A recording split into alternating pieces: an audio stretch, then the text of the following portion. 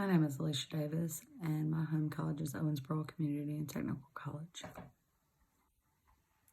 Today we will be finding the area and the perimeter of a shape without using a formula. So the first shape I have right now is a rectangle, and I'm going to say that each side is 1 inch.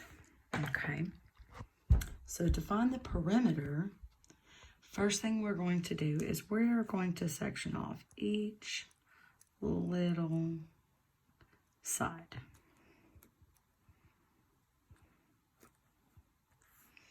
So each little side is 1 inch. So we're going to go ahead and mark those out.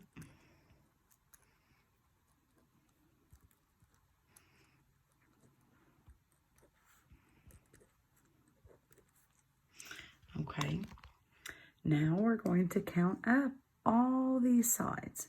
So we're going to start over here and we'll do 1, 2, 3, 4, 5, 6, 7, 8, 9, 10, 11, 12. So we have 12 inches. Okay, so our perimeter all the way around, if we were to take these and go 1 plus 1 plus 1 plus 1, all the way till we get to 12, and we get all these done, our perimeter will be 12 inches. And we think of perimeter as the outside edge. So what it is as we walk around this outside edge, like this, as if this was a building and we were going to walk around the outside, each little section would count as a piece of the perimeter. So we walk around 12 inches. To find the area of this shape, we're going to count up the squares. Okay, so we got 1, 2, 3, 4, 5, 6, 7, 8. So we have 8 squares in our rectangle. 8 square inches. So our area is going to be 8 square inches because we have 8 squares inside of our shape.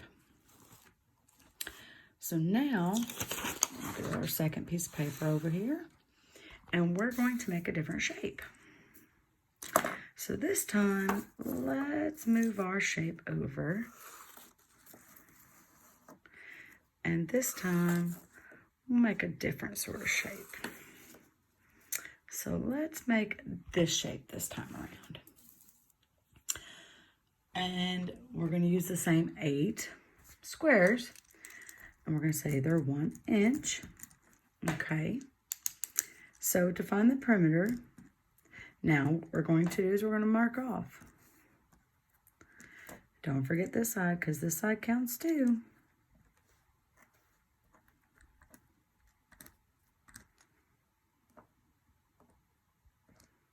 Oh, let's not forget that one. So now we're going to mark them off. So we got 1, 1, 1, 1. Each one is going to be 1.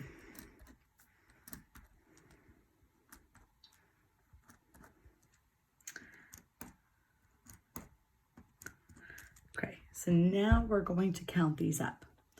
Okay, so we'll start right here and we'll go 1, 2, 3, 4, 5, 6, 7, 8, 9, 10, 11, 12, 13, 14.